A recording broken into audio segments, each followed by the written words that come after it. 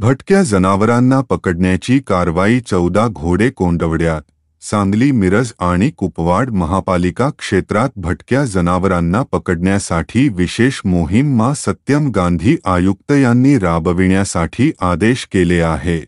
आज उप-आयुक्त स्मृती पाटील यांच्या नेतृत्वाखाली नागार्जुन मद्रासी, सह-आयुक्त तथा मुख्य स्वच्छता अधिकारी सचिन सांगावकर यांच्या उपस्थितीत मुख्य स्वच्छता निरीक्षक याकूब मद्रासी व अतुल आठवले यांच्या टीमने 14 घोडे पकडून कोंडवड्यात ठेवले आहे. घोड्यावर दैनंदिन होणार खर्च वसूल करणे बाबत उप-आयुक्त स्मृती पाटील यांनी सूचना दिल्या आहेत.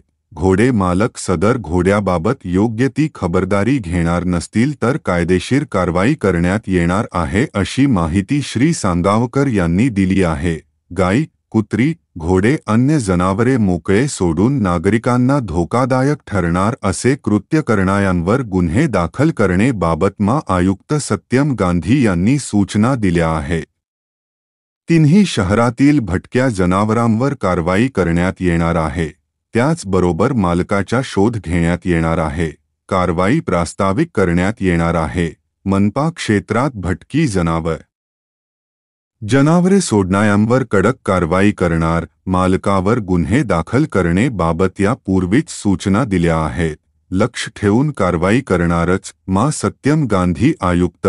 सम्यक महाराष्ट्र न्यूजसाठी मी प्रमोद चिनके. अशाच नवनवीन बातम्यासाठी आपल्या चॅनेलला सबस्क्राईब करा.